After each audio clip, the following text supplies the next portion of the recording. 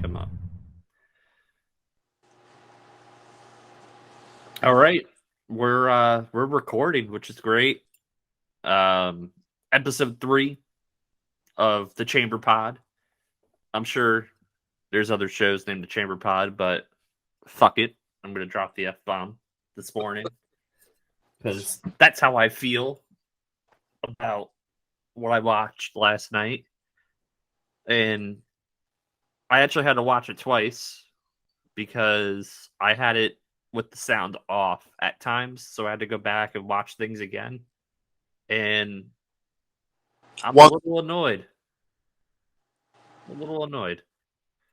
Um, I mean, let's just jump right in the meats and potatoes, and I'm gonna skip over the opening segment to go with the highlight to me of the entire show.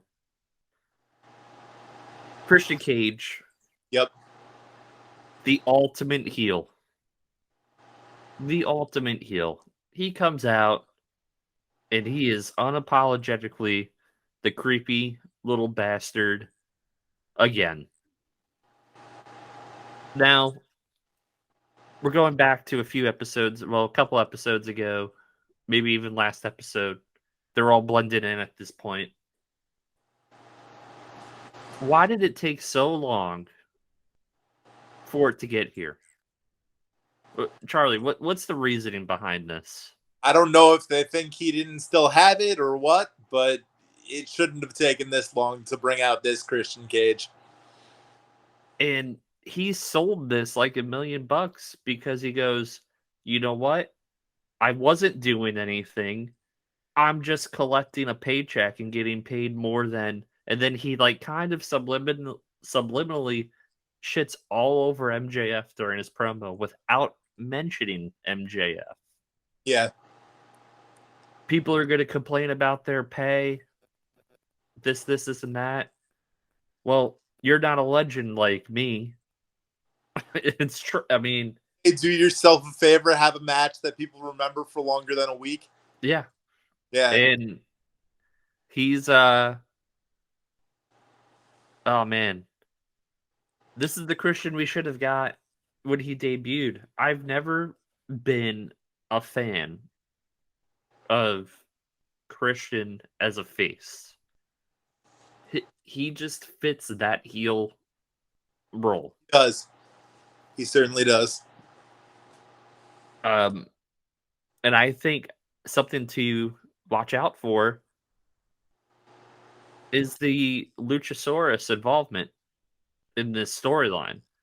Luchasaurus comes out, basically confronts Christian, but then like Christian gets a mental hold. Yeah, gets like the mental hold over him. Are we gonna get Luchasaurus as the muscle for Christian? That would be interesting. Sort of like what Tomko was during. Yeah. Yeah. I think that would be interesting. And do we actually get Luchasaurus unmasked as a regular dude? I say that.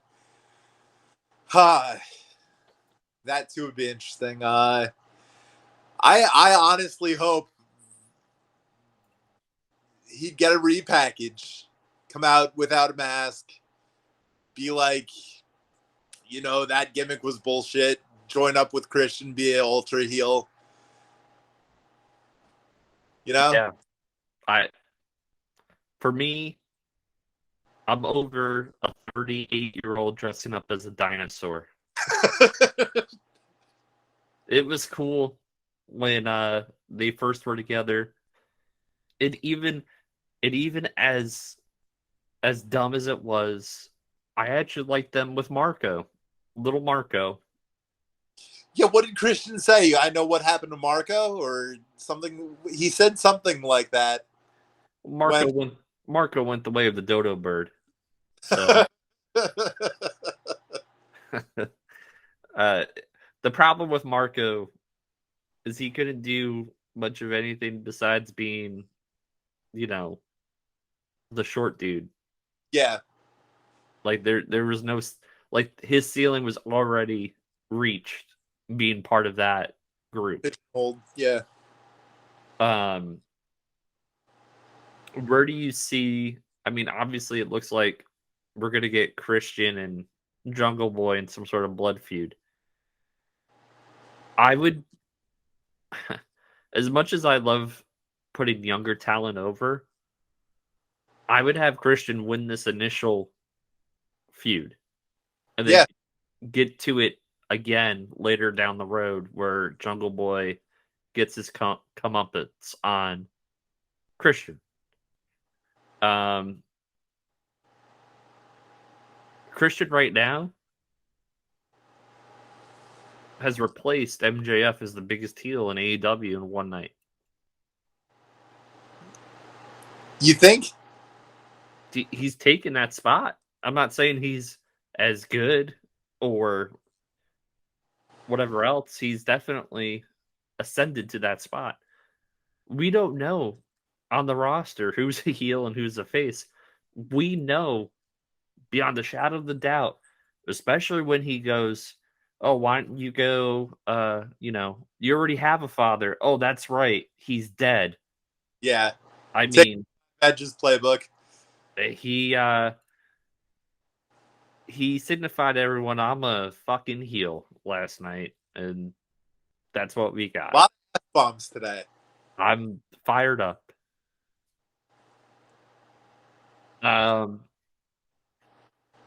That was the best segment of the entire show, in my opinion. Are you going to say the same thing? I agree. Anything that you would have changed? No, Christian hit all the spots he needed to.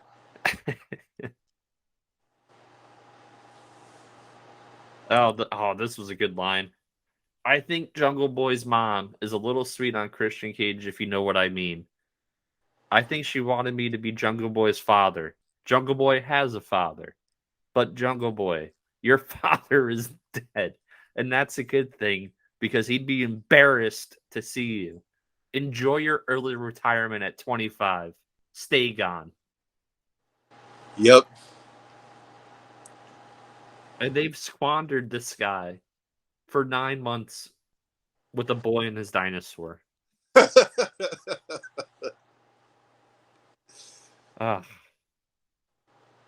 And then my second favorite thing in the entire show, and maybe I'm just biased because I absolutely love this guy, Malachi Black, and I love actually both of them, Malachi Black and Penta. Penta, yep. Oh, it was magic. Oh, so great. I wish they would have had a draw because I would have wanted to see a Fatal 5-Way. It's the only match at Forbidden Door I'm interested in. Yeah. The only match. It looks like, though, they're setting up. This will be a prediction. Pac is going to win the title at Forbidden Door. Think so? Mm-hmm. This is almost like, hey, we know that haven't absolutely pushed you to where you should. Here's a title. I want to see Miro. Miro's had a belt. Yeah, but I want to see a Miro more. I'd rather see Miro go for the main belt. Yeah. Like, one of my AEW dream match scenarios is when Omega comes back and have Omega and Miro. I think that would be a really great match. Have the title in the picture, too? Yeah. It wouldn't necessarily need the belt, but I think it would help. I think Miro, to me, when you can interject, has proven that he can be a world title guy. Absolutely. It's just whether or not they actually give him the opportunity to be the guy. They trotted out Silas Young, who looks like the Butcher. So I was really confused. Exactly what I was thinking this morning watching it. Because I had the sound off, and I'm like, wait, is that the Butcher and Adam Cole? But then they're like, this is Silas Young from Ring of Honor, and I'm like, man, don't have Silas Young and Butcher as a tag team. Yeah. You want to talk about a guy who, in my opinion, his star has definitely not shined as bright. Adam Cole.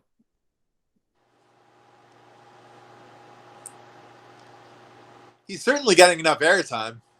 He's getting enough airtime, but man, And you know he's bound to be champion. It's just bound to be champion. The guy loses all the damn time, except the tournament. Every big match he's lost. I still think he's gonna win the championship. When he left NXT, okay, Adam Cole arguably was the biggest thing in professional wrestling. Right now, Adam Cole is not the biggest thing in professional wrestling. No.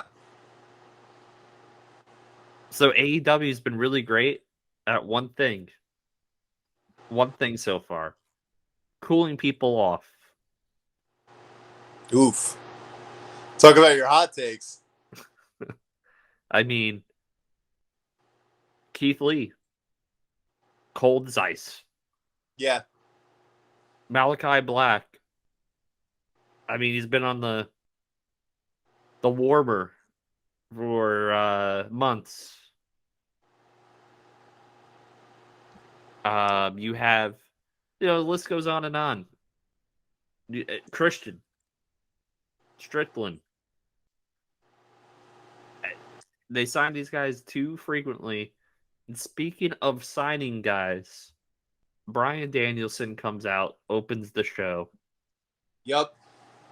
And I'm like, okay, cool. Maybe we get Danielson at Forbidden Door and Blood and Guts next week. Nope. No, we won't.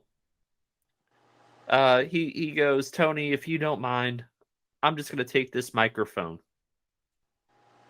This week is a great week to be an AEW fan. Yeah. This week is a great week to be a professional wrestling fan.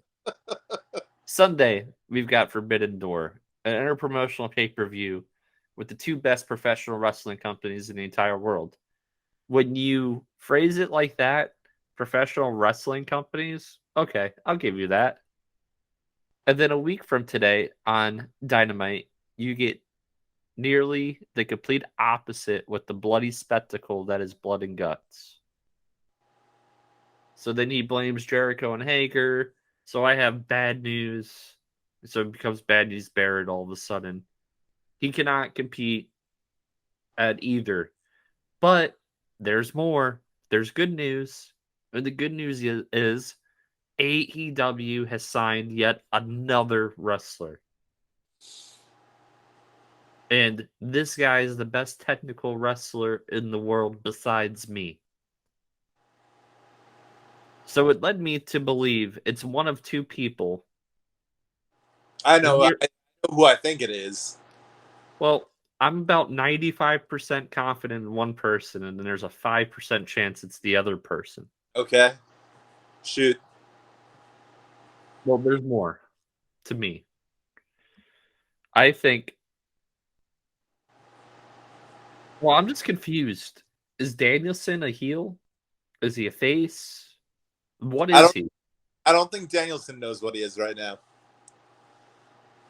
It's very confusing as a viewer. It is.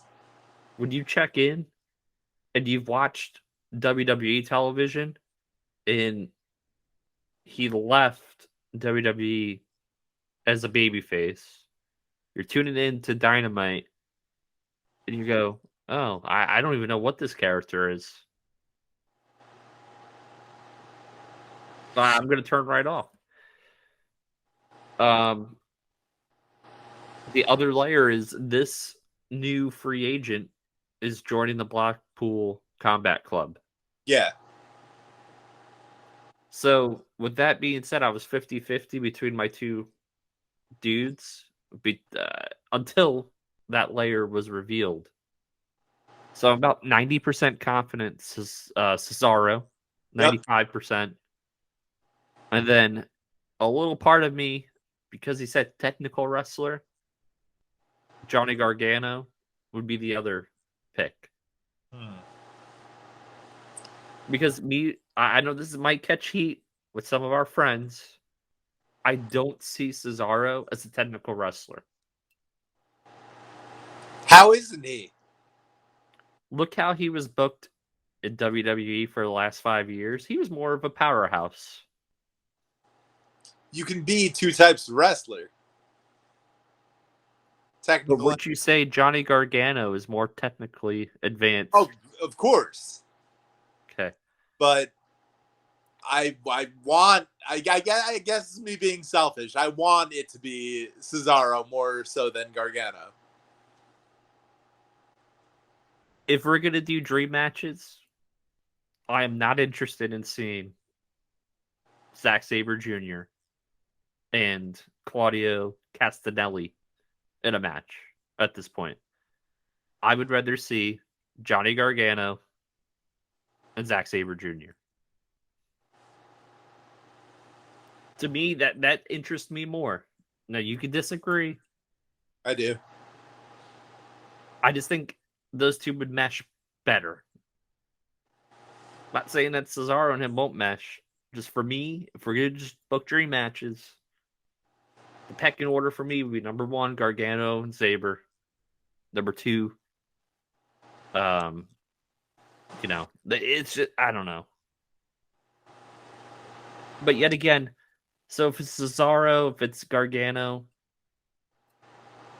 what are we going to do with these guys once they're in the fold? What's the track record of AEW, Charlie, that we've spoken about? They're going to forget. They're going to have too many guys signed and they'll get lost in the fire.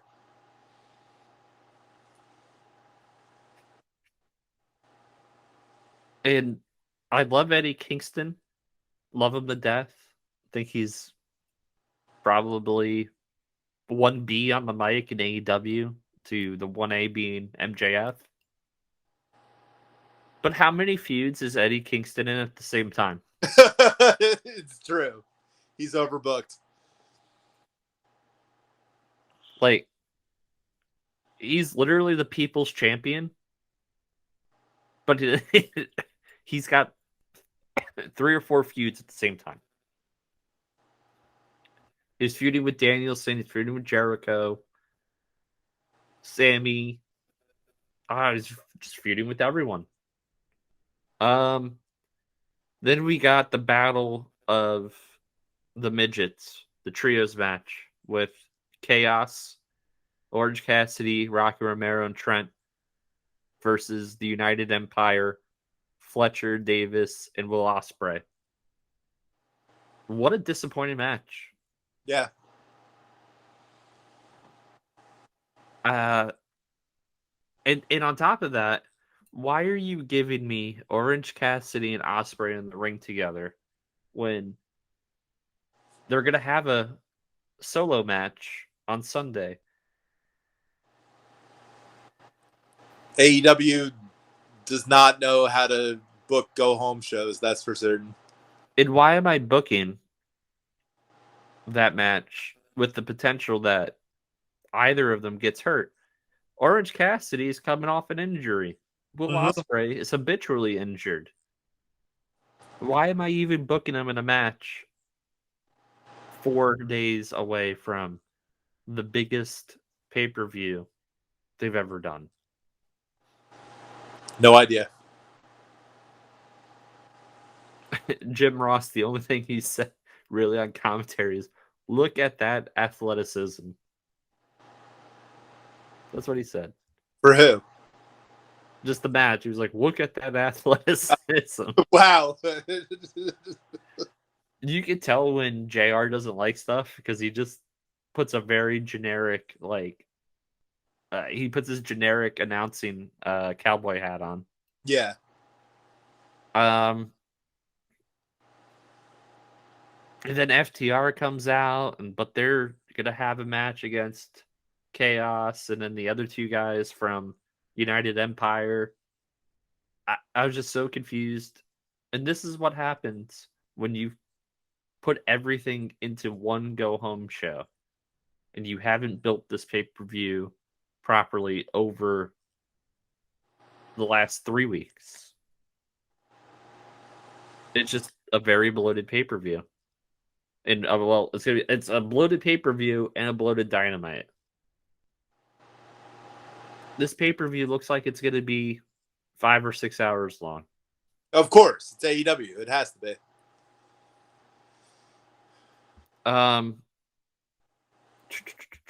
Jumping around here. It's got what, 10 matches now? Yeah. Yep. It'll be 6 hours. It's going to be entirely too long. Tony Storm and Marina, they had a match. Tony Storm, still one of my favorites. But why do they always book her like she's lucky she got out alive from the match? Yeah, she's not dominant. I don't understand that. If it's your number one contender, make her win the match, not luckily roll up. Yeah, no, you're right. That's a good take. They have a problem with their babyface female wrestlers being booked that way. Like, even Sheeta got booked that way as champion. Like, she was always lucky to come out with a win. It's ridiculous. I've just never been a fan of Nyla Rose. It's like a waste. I mean, I guess this role's pretty good because she's like the muscle for Shafir. But Shafir really doesn't need muscle. I think Shafir's like an MMA specialist. So I don't know why she needs the muscle other than just being a heel and having the bodyguard do little sneak attacks on the outside of the ring. But I mean, they could have had Bevins or someone else in that role for her. Yeah. And then we're getting babyface versus babyface, Thunder Rosa and Tony Storm at Forbidden Door. Actually, I'm somewhat interested in that match. But I think it's too early in Thunder Rosa's reign to lose that belt. Definitely. As much as I'd want to see Tony Storm win it, it's too early. Yeah. Backstage segment, we're gonna get the Young Bucks and El Phantasmo with Sting versus Sting and Darby Allin and Takahashi and Takagi. Which, okay, that'd be cool. But they have like this is just thrown together shit. I don't know. Like, it just frustrates me. I guess the biggest surprise, and this is something that they should have booked like last week, is we finally get Okada involved in this pay-per-view. Yep. So now it's official. It's going to be a fatal 4-way for the IWGP Heavyweight Championship. Jay White, the champion, versus Okada versus Hangman Page versus Adam Cole. Now, I'm excited about this match. So I think this is going to be an absolute clinic. If I'm a betting man, Hangman Page is going to take the pinfall. Oh. I thought you were going to say Hangman Page is going to take the title. No, No. no, he's going to take the pinfall. What do you think? Got Adam Cole. That would make the most sense right now. I think Okada's going to win the belt back. I think they want to have that pop during the show of Okada winning the belt back. Jay White kind of being the transitional champion That's again. And maybe we'll get some dissension between Cole and Jay White as well, which they were kind of hinting towards. Yeah. And then we get at All Out Jay White versus Adam Cole in a match, one-on-one match. That would work. And then we just had talking about bloated, the Tanahashi Moxley match. So the two guys that are going against each other for the this is like when WWE would book like Michaels and Cena when they have a WrestleMania match as tag team champions or having tag matches versus the Wizard Chris Jericho with Sammy Guevara and Ty and Lance Archer. So I don't even know what happened in this match, if someone won this match, if what happened. All I know is I turned in my head and there was Eddie Kingston was out there. All these people were out there, and Tanahashi and Moxley were just in the ring staring at each other for the last 6 minutes of the show. Mox and Tanahashi won it, by the way. Okay. Well, that makes sense. But overall, what would you rate this show last night?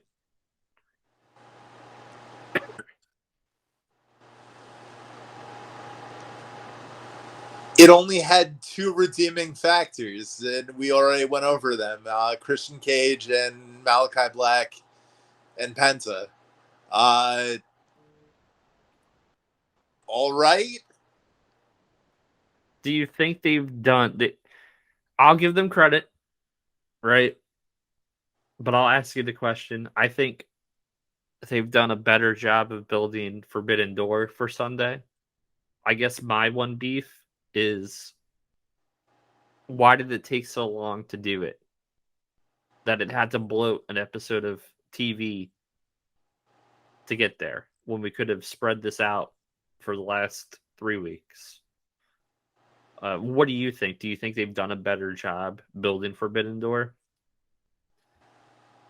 Like you said, they could have built it, had a slow build, and made matches mean more if they had done this over the last 3 weeks instead of being like, hey guys, look, shiny matches, but we won't explain why we're having them. So they went with a mystery opponent, right?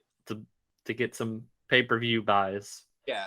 Because yet again, they need to sign a wrestler to pop either a rating or a buy rate. And then it was almost out of desperation to get Okada back on the show. I don't know how they did it, because by all reports, he wasn't going to be involved in the show. Now he's involved in the show. So kudos to New Japan and AEW for getting him on the show.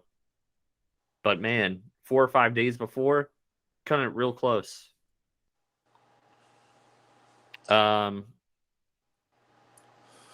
Yeah, I mean, I don't even know what to say. I just hate that they just keep signing people.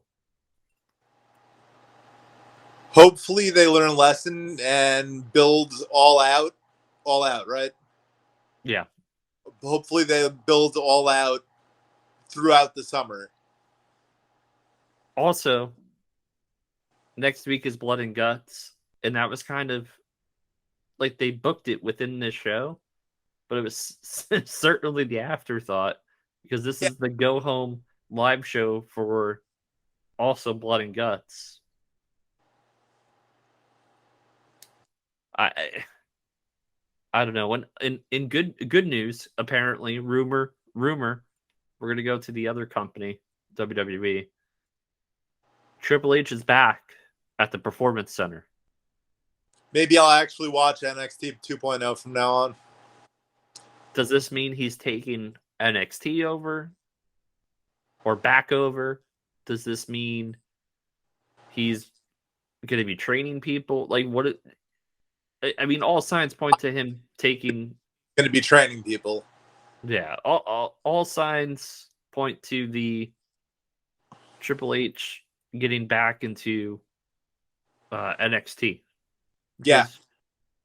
Probably a good thing for the show. I do kind of like the way that they've built up the NXT female division, though.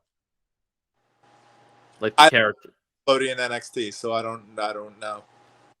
it's become a female-centric show. Okay. Like Toxic Attraction, right?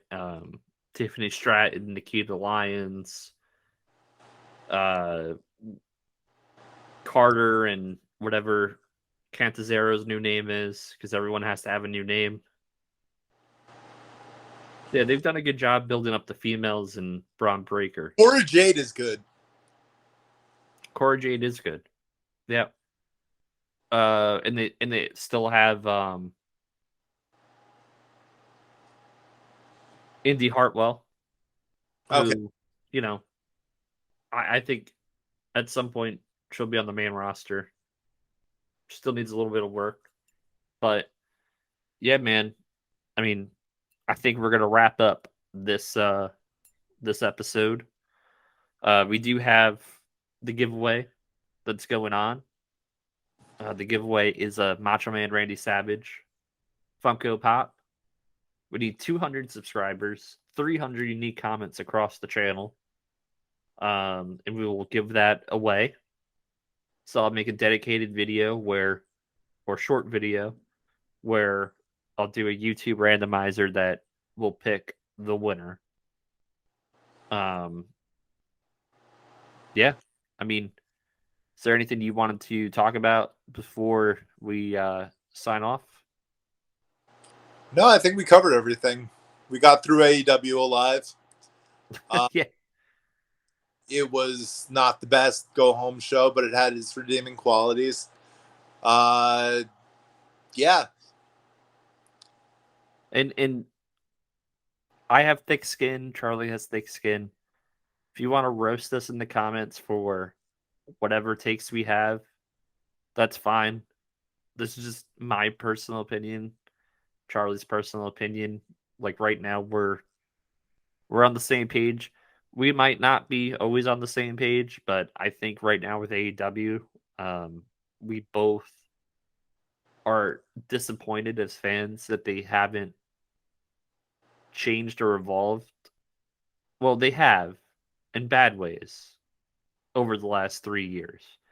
They should not be signing free agent after free agent after free agent. It just doesn't make sense, especially the way that they booked them. But with that being said, description box down below will also have our Patreon, links to other social media. You can contact me directly through email.